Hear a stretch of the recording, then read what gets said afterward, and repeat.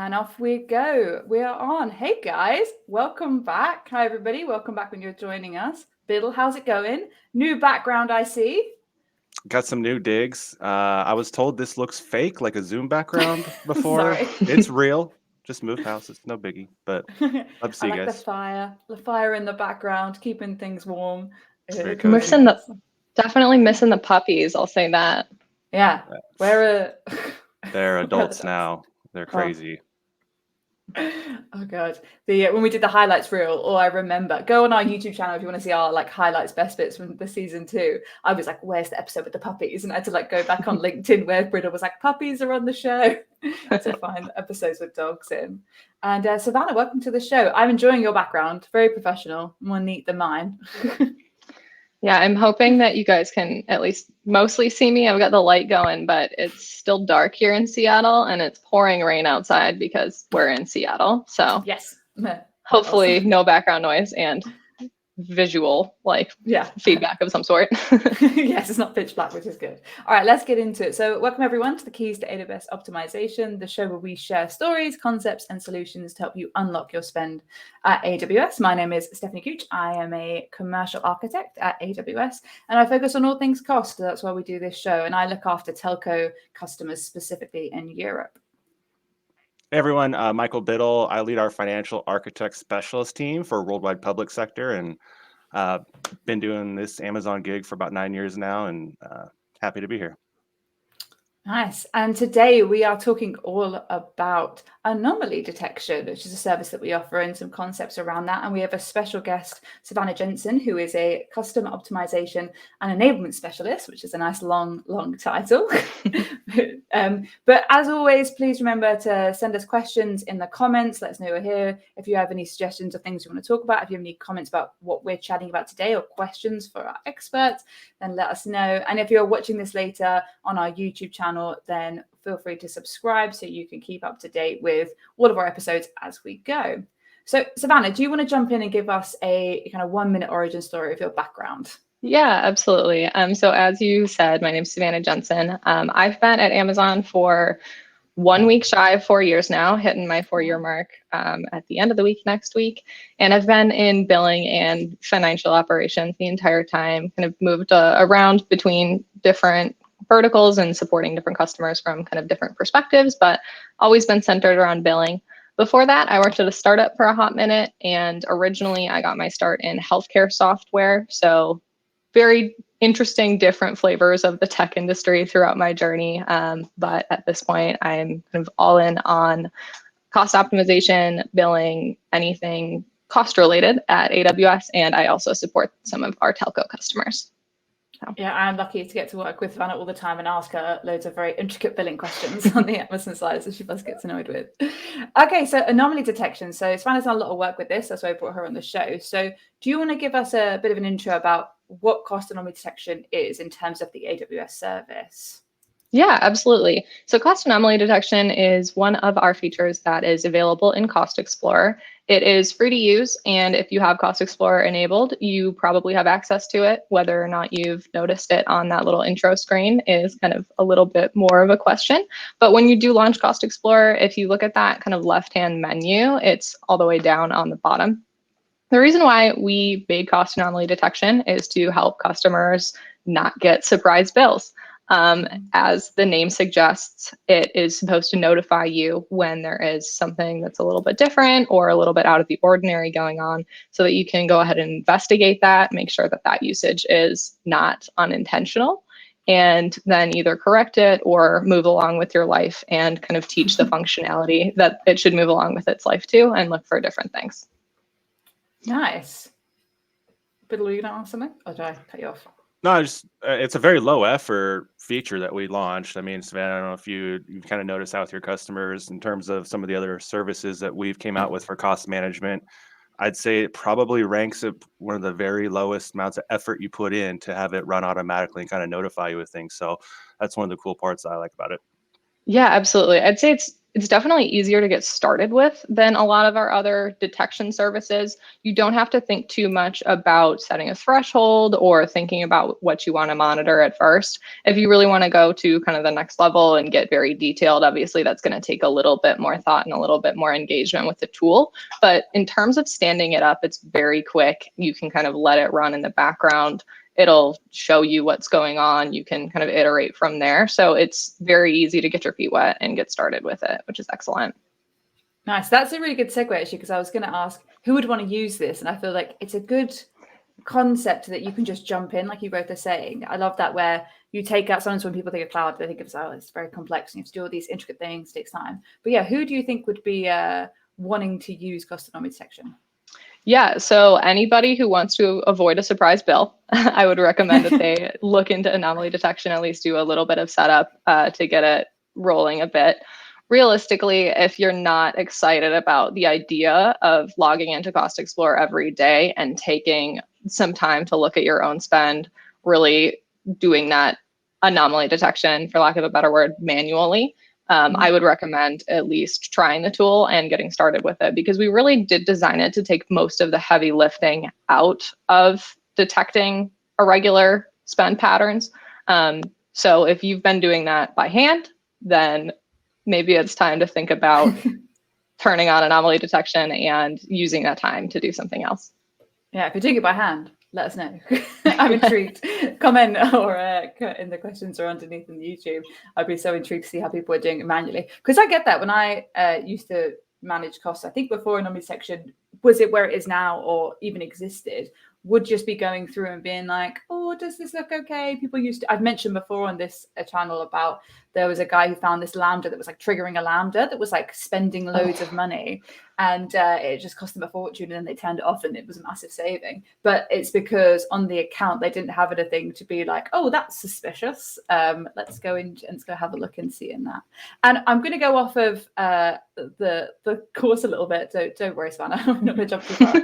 But when you talk about anomaly detection, what are some of the key things that it looks for in the service? So I'm assuming it's things like EC2 storage. Is it per service account? How is it kind of set up?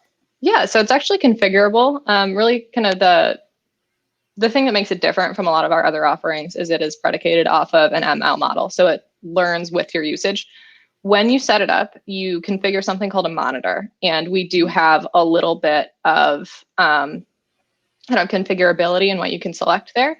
It defaults to service. Depending on what your usage patterns look like and what you're trying to detect, that may or may not be the most helpful.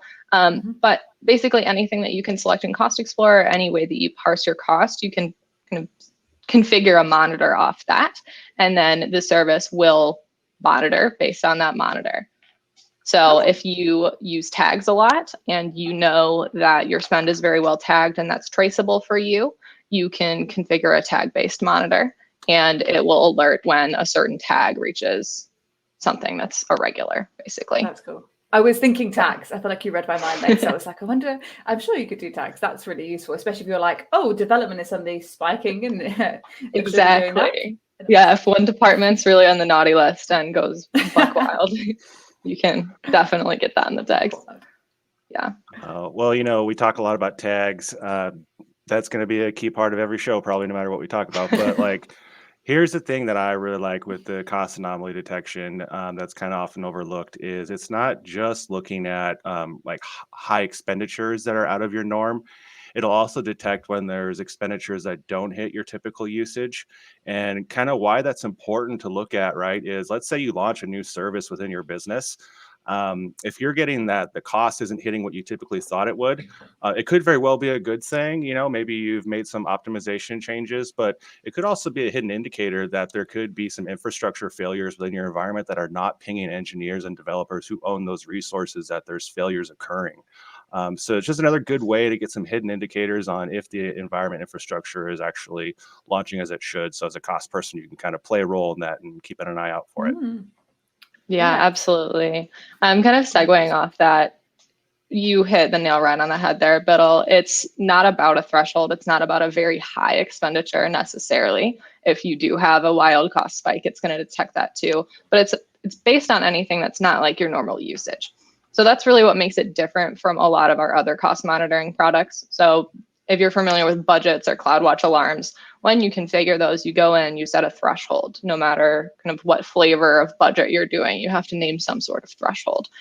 And that's great because it is a budget, right? It's right in the name. You're trying to not exceed something, but it's not going to tell you if you have something that's kind of halfway below the budget threshold, but has doubled from where it was yesterday. And that's really what cost anomaly detection is trying to tell you about, is if you do have a regular spend spike, even if it's maybe $20 to $300 instead of $3,000 to $200,000, it'll tell you both of those things. So you can kind of catch it a little bit earlier in some cases and do that investigation faster. Nice. Yeah, that's really cool. I think about budgets. I remember trying to set up budgets before, and budgets are great if you know what you're doing and if you know what level. Yeah. If you know where you want to hit and you're like, oh, I can only spend like $500 a week or month or whatever you're doing. But then if you're like, I have no idea, I'm fresh on the cloud, like what's weird, it's a great service to utilize. Yeah. Does it track going down in cost?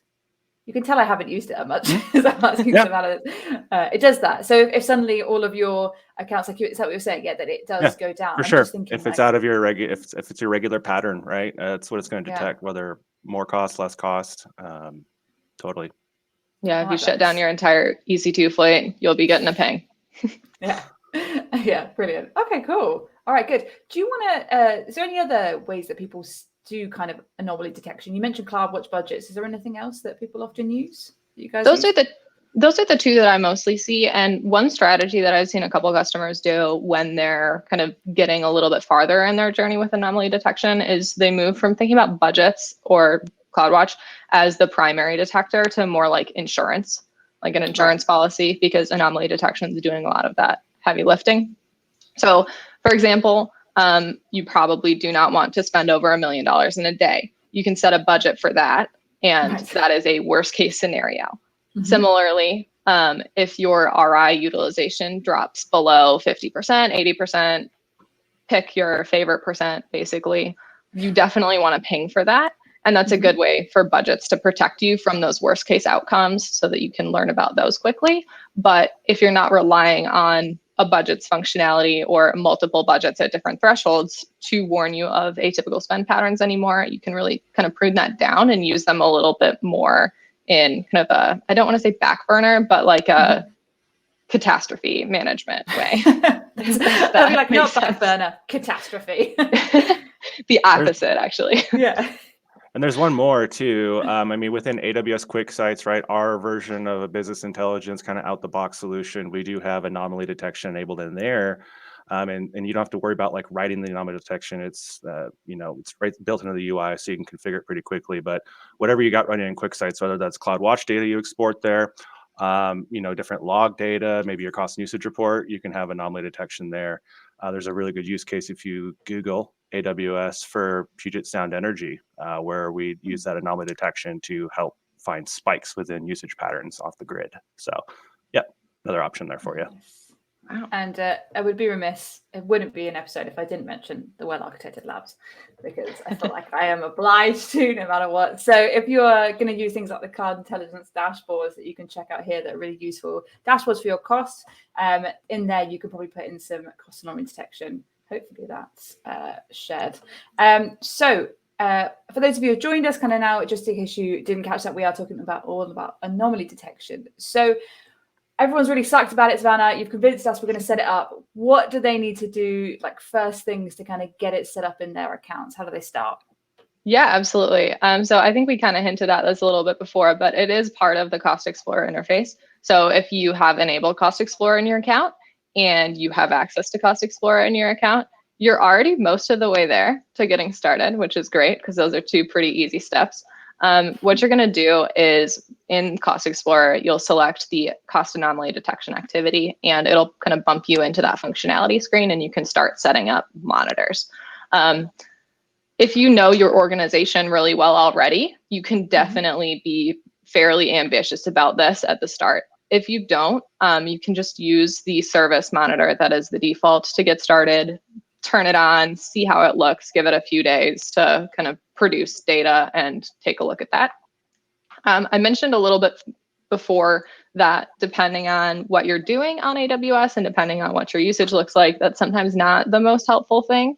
And that's because it is very general. Usually after a certain amount of time, if you are trying to go all in on anomaly detection and really build out your implementation a little bit more, you're going to do more than just the service monitor. And that's because if you use a lot of one service and you get a flag for that service, it's not the most actionable thing. So if you're 90% EC2 spend and suddenly you get an anomaly detection that your EC2 spend went up, you still have 90% of your spend to investigate. And that's not always going to tie back to a certain person that you can tap on the shoulder and say, hey, what's going on here? Can you help me investigate this? Is this correct? Is this anticipated? Is it not? So service monitor is great to start. It's good to get your feet wet. If you do have kind of a more disparate EC2 usage pattern or AWS service usage pattern, you'll definitely still get a lot of data out of there, especially if you're using a lot of new services or trying things out for the first time. But as you progress with it, you're pretty quickly going to kind of figure out what's actionable, what's not, what is a good setup for you, and what you should kind of zoom in on a little bit more. Yeah. So I was thinking about this before we started, and again, thinking about budgets was sort of what reminded me of it. So like you said, if you're using a lot of EC2, it's a bit hidden and like kind of if you look at your entire organization. Mm-hmm. So have you seen with customers whether they should set it up at the payer level or at the linked cat level or both? Have you guys got an experience on that? Yeah, I've only ever seen it at the payer. It does give you kind of a bigger purview. And usually if you are one of the folks who's monitoring this stuff, you're monitoring it for the entire organization through kind of a cost governance function. So you want to be able to see everything. Mm-hmm. Anyway, I don't know if you've seen anything different, Biddle, but that's most well, I mean, yeah, if you're going to be the person in your org or your cloud center excellence that's kind of at the wheel looking at these things, you definitely want to have payer access to see the entire account. But, it doesn't hurt to set up your alerts at like a linked account level if you know your business units are really like segregated by that function. To be clear, another really popular usage function in here is actually setting things by cost allocation categories, not just your tags. So if you guys are familiar with cost allocation categories, you can set it up by business unit, service type, maybe new project, whatever you have those lumped into. So that's traditionally what I see with the more mature you get. But starting out, just go for the payer view. Not going to hurt you. Just going to get better. Yeah, because it's, I put this as a question and then realized Savannah already asked it, which is how much does it cost? And it is free. You do pay for, I think there's one thing which you can pay for the SNS alert. That's the only thing you would pay for if you haven't heard that. But yeah, free. So you might as well send that. You might as well start. Just check it out. And we have got a question which I will throw up. So is there a threshold per service or total bill? So I think you kind of covered this, Savannah. It can be both. Is how much I'm listening, or either. Yeah, so it's not necessarily threshold based the same way that budgets and CloudWatch alarms are. It monitors your total overall spend. If you configure the service monitor, it's going to monitor services that change. So let's say you started using Glue and suddenly someone does a lot of testing and that triples. It'll detect that at the service level if you've configured a service monitor, but it is kind of still part of your entire bill. And if you do have it set up at the payer level, it's looking at your entire bill. Not sure if that fully answered it. But you can slice it however you want to that question. Yeah. You could do either what you've said there. There's no limitation to that, depending on how you configure it. Yeah. And awesome. Okay, so let's move on to maybe some customer examples, because I know, Savannah, a lot of your experiences with a great customer that you've been working with that's used this a lot when it first started. Do you want to tell us a bit about that? Yeah, absolutely. So before we get kind of too into the nitty gritty of how the setup can work or what it can look like, I do want to take a moment to say that because this is based on ML models, you get out of it what you put into it, especially if you have a large organization with a lot of complexity. When you first start using it, let's say you're just starting with the service monitor, it doesn't have a lot of data to work with. It does look back and look at the past months to a year, depending on kind of how much data you have. But as you interact with the tool's going to take the inputs that you enter and learn. So once you've let it run for the first time, and you come back into the activity, you'll see a list of possible anomalies that it's detected. You can go through there and you can mark each one as a false positive or a true positive. So nice. So as you do that more, it will learn kind of what your inputs are. It will learn what is usual for you, and it's going to continue to give you better output, which is excellent. So really a keystone of being extremely successful and having a very advanced anomaly detection setup is doing that legwork to interact with the tool. Once you turn it on, if you are kind of committed to getting this very up and running and being a super user of anomaly detection, I would just recommend earmarking a couple minutes a week to go in there and take a look. Realistically, if you're using this to detect anomalies and you are caring about your spend, you're probably going to be going in there and looking anyway, but it is important to kind of go in there and put that feedback in so that the tool can continue to get better and keep on giving you better and better outputs. Oh, that's a great shout. Yeah. So if that wasn't too much of a spiel, I can get into No, it's good. some kind of ways that it can look going forward if you are kind of trying to scale it out to an entire business. So as we mentioned, really the key is understanding what's going to be actionable for you, whether that's a cost category, whether that's tags, whether that's linked accounts. A lot of it depends on how you've structured your AWS usage and how you track your costs anyway. So if each business unit has their own linked account, that could be a very good indicator of who you can go and tap on the shoulder and say, hey, what's going on with this? This seems expensive this week. What's happening? But if you've split it up by tag, then tag is going to be a little bit of a better option. That's a decision that you need to make. And again, once you start using it and getting these results, you're going to figure out pretty quick what's actionable and what's not. If you get an alert and you don't know where to go, that's a sign that you should probably rethink what you're doing a little bit more, maybe beef up your tagging strategy, monitor on something else, and really kind of get to an iteration where every alert is actionable. So that's kind of either before you start or while you're kind of learning how to walk, I guess. But let's say at an ideal state, at somewhere in the future after you've started, you have kind of set up something that ties back to your business units, that ties back to stakeholders that you can go and talk to these people about. Another really cool thing that you can do with the tool is send out SNS notifications and build a Slack hook, which is great. Right.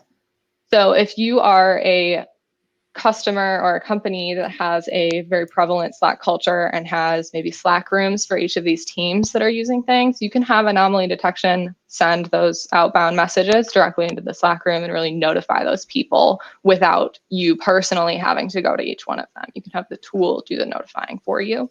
And that's a pretty cool opportunity to take a little bit of work off of cloud governance's plate and really encourage ownership of the folks who are using these services. So it decentralizes some of that cost. I don't want to say cost monitoring. It prevents you from having to be the bad guy all the time a little bit. Right. The tool gets to be the bad guy. And it also encourages all the people that are using AWS to look for these notifications and to realize that these things can have spend consequences in real time. It's not just a conversation after they get their bill or a surprise at the end of the month when they get a larger bill than usual. It's real-time feedback that they can action quickly. Nice. I've just popped in the chat the kind of guide on how to do that. And I love that idea that you just said about blaming the tool, because definitely people in the world of FinOps, you don't want to be labeled as the person who's just like, oh, stop spending money, or such, and then like everyone's like, oh, that's such a downer. I just want to go out and build all these funky things. And it's actually like, no, the system is telling us that there's something that might be fine. Like, and if it is fine, go in and tick that box. You tell it it's okay. But if it's not, then rather than you get yelled at later on saying, why have you overspent our budget? You get this alert. So I love that kind of concept. That's really cool. Sure. Sorry, continue. Yeah, was there any other part of the story you wanted to go over? How they that kind of concludes that one. But anytime you can take out the middleman of notifying somebody about a cost spike, that seems like a win for me anyway. I hate to be the bad guy. So don't blame me. Yeah. Nice. With did you have another story as well? I feel like I've read that somewhere. Was there anybody else using it? That's the big success story that I've seen. Most of the other times that I've worked with it are folks who are really just getting started and are still working on kind of fine-tuning that kind of implementation in general. One thing that I will say though is because cost anomaly detection can provide such value and can warn you so early about these things without necessarily having to set a threshold, it is, or it can be, an encourager for people to take tagging more seriously. So some of the organizations that I've worked with who are a little bit earlier in their cloud journey will set up anomaly detection and are very cost conscious and start kind of telling their development teams that these things are happening, passing that information on to them. If that's valuable information and you can kind of tie it to the idea of tagging your spend a little bit more and say, hey, if you tag a little bit more granularly, these are going to be a lot easier for you to track down and find. We'll be able to get this tool running a little bit more usefully in a way that kind of tells you super early in a very granular way. That's a really good selling point for tagging, and it's a really good selling point for cost consciousness in general. Yeah, definitely. All about that ownership. I love it. Yes. Anything, we always bring this back to these classic foundation principles. Anytime you can say to someone, this is your cost, this is what you do with it, then that's great. Hey, Savannah, I think what I took away from part of that was using this service is a little bit like training puppies, maybe. You got to tell them good boy, bad boy type of thing, get it trained in there a little bit. But no, all joking aside, another pretty good example we got, you guys can check out the link Steph put earlier in the chat for the AWS cost management blog. Cost anomaly detection, it's linked towards up at the top. Atlassian, I'm sure some of y'all have used their services at one point in time. They're actually one of our power users for this service. And I think one of the key functions you'll see from their takeaway with Mike Fuller, their head of cloud FinOps, is that it's reduced the amount of time really between handling their unexpected changes. So, they got really good primed in, cloud optimized environment. So some of the anomalies that we're seeing necessarily aren't like huge spike changes in billing. So they're doing a pretty good job of that on the front end, but it's really helping them get heads up in front of it so they can really reduce that time to get together as a team and see if it is something they should action or just kind of dismiss as an expected consequence. So always love saving time as a side effect of optimizing. Another one real quick is with one of my customers that's in the technology hardware development space. We're not publicly referenceable yet, but what we did with cost anomaly detection was we put it in at one of their new service levels and specifically in their dev test account. Thought process being, you dev and test, like you might not know what's going to happen, right? That's why we're in this situation with the test account. And so anomaly detection was really cool to give the engineers just like heads up every day as it's running in their development function, if there's anything they should kind of keep an eye at. So it just really extended the power of the already smart people working there with the company. So good stuff. Nice. Yeah. I love hearing about customers saving time. Like this, it's all these things you have to get out there, but you have to go and do it. I think that's the big call to action, isn't it? Is that setting it up? It is super simple, and we'll always preach to do these kind of things. But I think if you can go and have a look and just spend a bit of time with it, like Savannah said, you get back what you put in. Pretty interesting. And I have to shout out, I like Steph's t-shirt. She's there, Hogwarts spell to lower cost. I love this. Thank you for I'm a Hufflepuff, in case anybody wants to know. Even though this is a green jumper, this was bought for me.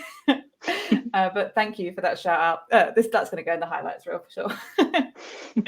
But yeah, cool. Okay, so we've got 2 minutes left. Anything you want to close out saying, either of you guys, Savannah, or anything you want to finish with? Yeah, so one thing that I do want to kind of touch on quickly is anomaly detection is still kind of a newer feature. It launched at the very end of 2020, I believe. And that means we're still doing a lot of kind of new bells and whistles to it. So the team's done a really good job of making sure that the ML models that feed it are very advanced and functioning well. At this point, we're kind of thinking about how we can continue to improve the feature.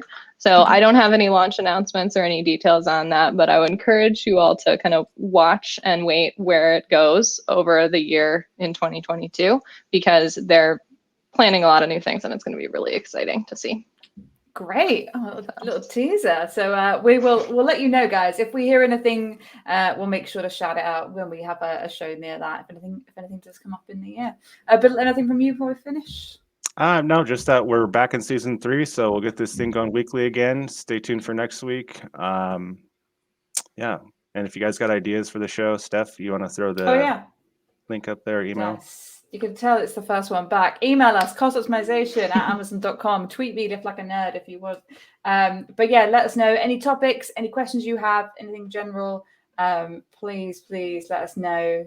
Quick people ask question. Is this a service? I'm not able to locate it. Just join. So if you go into the billing portal, it's in the Cost Explorer section on the left-hand side. Is that right, Savannah? Yep. Awesome. Yep. All right. We are out of time. Thank you so much, everyone who's watching. All questions and comments. Next week, Alex will be back with me talking about C-level questions. We have a special guest on talking about those high-level business questions with guests. I'll post the link on the YouTube channel. So keys to AWS optimization. Thanks, everybody. See you later.